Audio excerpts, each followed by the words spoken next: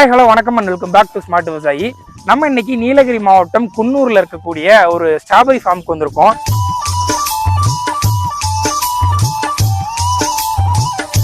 இந்த strawberry farming எப்படிலாம் பண்ணுறாங்க, இதில் என்னென்ன மாதிரியான வேலைகள் இருக்குது அப்படிங்கிறது மட்டும் இல்லாமல் இதோட நடவு முதல் அறுவடை வரைக்கும் எல்லா விவரங்களையும் இங்கே இருக்க விவசாயி அலெக்சாண்டர் கிட்ட கேட்டு தெரிஞ்சுக்கலாம். பொதுவாக ஸ்ட்ராபெரி ஃபார்மிங் திறந்த வெளியில் பண்ணுவாங்க, இல்லைனா பாலி ஹவுஸுங்கிற மெத்தடில் பண்ணுவாங்க. ஆனால் இவர் லோ டனல் அப்படிங்கிற முறையை பயன்படுத்தி பண்ணுறாரு. இது எப்படி ஒர்க் ஆகுது, இதோட நன்மைகள் என்ன அப்படிங்கிறத அவர்கிட்டே கேட்டு தெரிஞ்சுக்கலாம். வாங்க போகலாம். அண்ணா வணக்கம். வணக்கம் சார். வணக்கம்.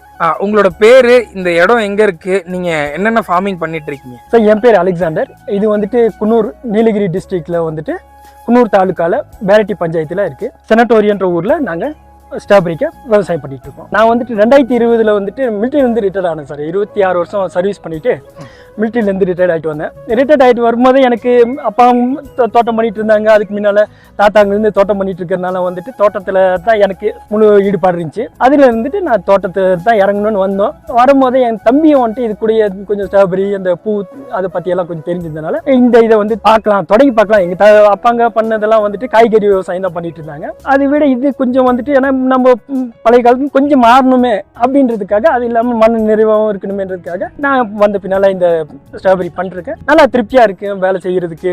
நம்ம காலையிலேருந்து சாயங்காலம் வரைக்கும் கொஞ்சம் அப்படியே ஒரு இயற்கையோட அப்படியே கலந்த மாதிரி ரொம்ப சந்தோஷமா அப்படியே வாழ்ந்துட்டு இருக்கோம்.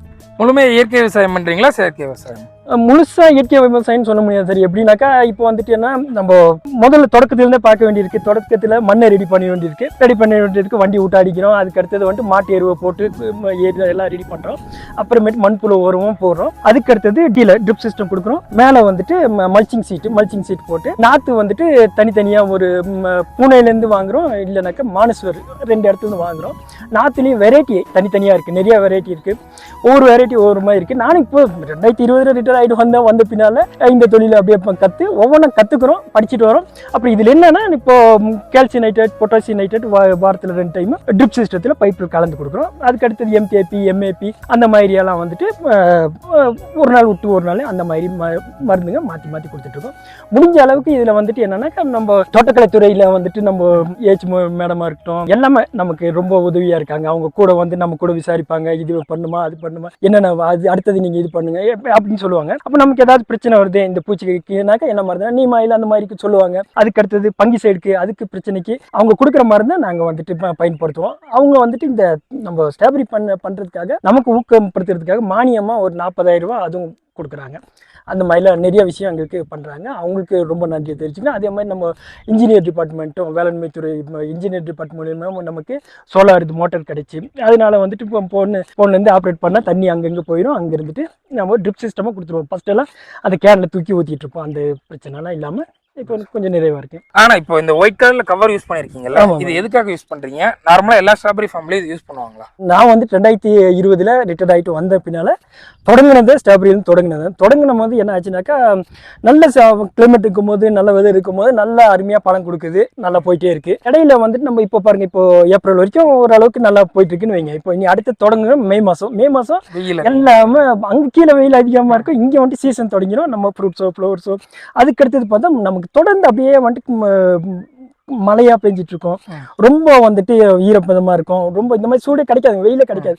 நார்மலா சொல்றாங்க ஸ்ட்ராபெரிக்கு வந்துட்டு ஒரு 8 ஹவர் வெயில் இருக்கணும், நைட் நல்லா குளிர் இருக்கணும்னு. நமக்கு இங்க அந்த இதெல்லாம் கிடைச்சிருது. ஆனா மழைக்கு மட்டும் சமாளிக்கிறதுக்கு முடியறதுல அதுக்கு வந்துட்டு என்னன்னா, நம்ம முக்கால்வாசி எல்லாமே விவசாயம் பண்ணுறவங்க எல்லாமே பாலி ஹவுஸில் அதுக்கு தகுந்த மாதிரி செட்டிங்கில் பண்ணுறாங்க.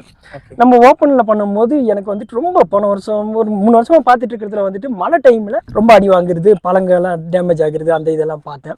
அப்போ தான் நம்ம நார்மலாக இப்போ தான் எல்லாம் சோசியல் மீடியாவில் பார்க்கணும், யூடியூப்பில் தான் பார்த்தேன். நான் யூடியூப்பில் பார்க்கும்போது ஒருத்தர் சொன்னார், இந்த மாதிரி வந்துட்டு ரத்தன் கிராஃப்ட் கவரில் வந்துட்டு பங்கி சைட்லேருந்துட்டு காப்பாற்றுது, பூச்சி கடியிலேருந்து காப்பாற்றுது, அப்புறமேட்டு இந்த மழைக்கு பாதுகாப்பாக இருக்கும் அப்படின்னு. அதை வீடியோ ஃபுல்லாக பார்த்ததுலேருந்து எனக்கு எனக்கு புரிஞ்சு சரி இந்த மாதிரி இது வந்துட்டு நார்மலாக சொன்னாங்க ஒரு ஏக்கரில் 50,000 முடிஞ்சிடும் அப்படின்னு. அதே வந்துட்டு பாலி ஹவுஸ் போடணும்னா நமக்கு 30 லட்சம் தேவைப்படுது. அதுக்கு பின்னால் வந்துட்டு அரசாங்க மானியம் கிடைக்குது. அதனால வந்துட்டு இறங்கலாம். ஆனால் அதுக்கு முன்னால் நம்ம சின்ன சின்னதாக ஒவ்வொரு ஸ்டெப்பாக நடக்குமே, அதுக்கு அப்படி போயிட்டு இருக்கோம். அப்போ போகும்போது இந்த ரத்தன் கவர் வந்துட்டு இந்த வருஷம், அதாவது 3 மாசம் ஆயிடுச்சு நான் வாங்கி போட்டு 3 மாசம் வருது. ஒரு நல்லா கரெக்டாக அவங்க வந்துட்டு அந்த ஃபைபர் ஸ்டிக்கு கொடுத்துருக்காங்க. இந்த கிராப் கவர் வந்துட்டு 23 GSMன்றாங்க, 23 அந்த திக்னஸ். ஆமாங்க, இது துணிமா தான் இருக்கு. ஆனால் வந்துட்டு மழை தண்ணி அப்படியே பட்டன போயிருது. மழை தண்ணி நம்ம செடிக்குள்ள படுறது இல்லை. அப்புறம் என்ன ஆகுதுன்னா, நமக்கு வெயில் வந்துட்டு அதிகமாக வெயில் அடிக்கும் போது நம்ம பிளாஸ்டிக் கவர் வேற எதுனா நேரப்பட்டு கொஞ்சம் அப்படி செடி இதாகுது. அதுவும் இல்லாம நம்ம நார்மலா என்ன இது இருக்க மாதிரி தெரியுது. நான் இப்போ வந்துட்டு என்ன 3 மாசமா பயன்படுத்திருக்கேன். இன்னும் வந்துட்டு போக போக வந்துட்டு நல்லா ஒரு ஒரு வருஷம் நம்ம பார்த்துட்டோன்னு வைங்க, இதுக்கு சொல்லியிருக்காங்க 3 வருஷம் வரைக்கும் தாராளமா இது வந்துட்டு திரும்ப பயன்படுத்தலாம் அப்படின்னு. அப்படின்னா ரொம்ப நமக்கு லாபம் ஆயிரும். ஏன்னா ரேட்டு பாருங்க, இப்போ வந்துட்டு 200 ரூபாய்க்கு கிலோ 200 ரூபாய்க்கு போயிட்டு இருக்கு. அதே வந்துட்டு கொஞ்சம் போக போக 250 ரூபா அப்படி போகும். அந்த டைம்ல நமக்கு பழம் எடுக்க முடியாது. நம்ம கையில இருந்து அப்படியே பறிச்சு டேமேஜ் ஆகி தூக்கி போடும்போது ரொம்ப கஷ்டமா இருக்கும். நல்லா அழகா வளைஞ்ச பழத்தை அதுக்கு இது பாதுகாத்துச்சுன்னா ரொம்ப நல்லா. இது போடும்போது மற்ற இடத்துல கிடைக்காதப்போ கூட நம்ம கிட்ட பழம் கிடைக்குது. ஆமாங்க, அந்த அதுதான் பாக்கி இடத்துல கிடைக்கும். நல்ல செலவு பண்ணி பெருசாக பண்ற இடத்துல எடுக்கலாம். ஆனா நம்ம வந்துட்டு இந்த மாதிரி ஓப்பன்ல வந்துட்டு எடுக்கிறதுக்கு இது லோ டனல் நல்லா இருக்கும்னு நான் இறங்கியிருக்கேன்.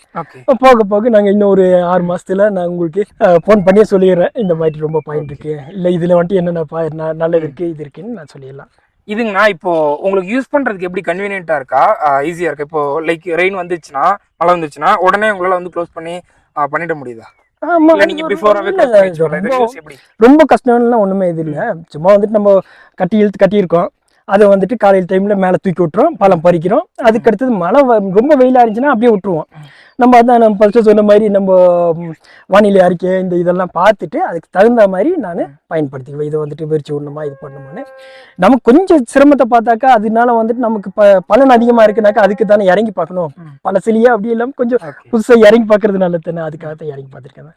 பொதுவா இந்த ஸ்ட்ராபெரிங்கன்னா எப்போ விதைப்பீங்க, எப்போ அறுவடை பண்ணுவீங்க? இதோட சீசன் என்ன? இங்கத்தை பொறுத்த அளவுக்கு நம்ம எனக்கு தெரிஞ்சது வரைக்கும் நான் சொல்றேன். வருஷம் ஃபுல்லா போடுறாங்கன்னு கேள்விப்பட்டேன். இந்த இப்ப கூட வந்துட்டு நாத்து வச்சிட்டு இருக்காங்கன்னு கேள்விப்பட்டேன். இப்ப வைக்கிறது வந்துட்டு நீ மே மாசம் கிளைமேட் நல்லா வந்து அதுக்கு அடுத்தது வந்துட்டு அடுத்த 2 மாசத்துலாம் வந்துட்டு நிறைய அனுப்புற மாதிரி இருக்கு. நான் வைக்கிறது வந்துட்டு நான் பூனேல இருந்துட்டு நாற்று வாங்குறது செப்டம்பர் அக்டோபர் மாசத்துல வந்துட்டு அங்கிருந்து வர வைக்குவேன். அதுக்கு முன்னால இங்க பெட் எல்லாம் ரெடி பண்ணி வச்சிருக்கேன். நம்ம ஃபர்ஸ்ட் வந்து பெட்டை ரெடி பண்றதுக்கு மண்ணை ரெடி பண்ணி பெட்டை ரெடி பண்ணி பைப்பெல்லாம் ட்ரிப் சிஸ்டம்லாம் போட்டு வச்சு ரெடியாக கட் பண்ணி வச்சிருப்போம். நாற்று அங்கேருந்து பூனேலேருந்து வந்தேன்னா 3 நாளுக்குள்ள விற்கணும். அந்த நாற்றை வச்சு கரெக்டாக தண்ணி கொடுத்துட்டோம்னா நம்ம செட் ஆகிடும். அதுக்கு அடுத்தது 3 மாதம் 90 நாள் பக்கம் நம்ம வந்துட்டு அதை நல்லா பாதுகாத்து கொண்டு வந்தோம்னா நம்ம ஜனவரியிலேருந்துட்டு பழம் பறிக்க ஜனவரி கூட முடியாது, பிப்ரவரியிலேருந்து பறிச்சோன்னா ஒரு 4 மாதம் இப்போ வரைக்கும் அப்படியே வந்துட்டு இருக்கோம். இதை தாண்டி 6 மாதம் வரைக்கும் எடுக்கலாம் அப்படின்றாங்க. அந்த 6 மாதமும் எடுக்கிறதுக்கு தான் நம்ம முயற்சி பண்ணிட்டு இருக்கோம். அப்புறம் இடையில திடீர்னு மழை வரும்போது இப்போ இதில் பாதுகாக்கிறதுக்காக தான் இந்த மாதிரி புதுசாக முயற்சி பண்ணிட்டு இருக்கோம். இப்போ இந்த கிராப் கவர் வந்து ஸ்ட்ராபெரிக்கு மட்டும்தான் பயன்படுத்த முடியுமா, இல்லை வேற பயிர்களுக்கும் பயன்படுத்தலாமா? இல்லை, எல்லா பயிரும் மழையில் அடி வாங்குது. நான் பார்த்த வீடியோவில் வந்துட்டு அந்த இடத்துல மிளகா செடியில் வந்துட்டு அந்த வைரஸ்னால அதிகமாக பாதிக்குது, அந்த இதாகிடுதுனாங்க. அதுக்கு வந்துட்டு ரொம்ப பயனாக இருக்குது அப்படின்னு சொன்னாங்க. அதனால் எந்தெந்த செடி எப்படி வளர்த்துறோம் என்னத்துக்கு. ஆனால் என்னன்னா இப்போ கிராப் கவர் போட்டிருக்கோம்னாக்கா நமக்கு இதில் ட்ரிப் சிஸ்டத்தில் தண்ணி வந்துடுது, மேலே செடி வச்சுருக்கோம், மேலேருந்து காப்பாற்றுறதுக்கு இது பாதுகாப்பாக இருக்குது. நம்ம வேறு செடி வைக்கிறோன்னா அது தூக்கி தண்ணி ஊற்றுறது வளர்த்துறது அது அவங்கவுங்க அந்தந்த இடத்துல தான் தெரியும். நான் இது ஃபஸ்ட்டு இதுக்கு போட்டு ஆனா இப்போ அவரு உங்களுக்கு எக்ஸ்பிளைன் பண்ணி காட்டினாரு. எனக்கு ஹிந்தி தெரியல, நம்ம தமிழ் ஆடியன்ஸ்க்கும் ஹிந்தி தெரியாது, அதனால நீங்க சொல்லுங்க. இப்ப நீங்க யூஸ்வலா அப்படி பயன்படுத்துறீங்க, அவர் இந்த மாதிரி பயன்படுத்துங்க அப்படின்னு சொன்னாரு.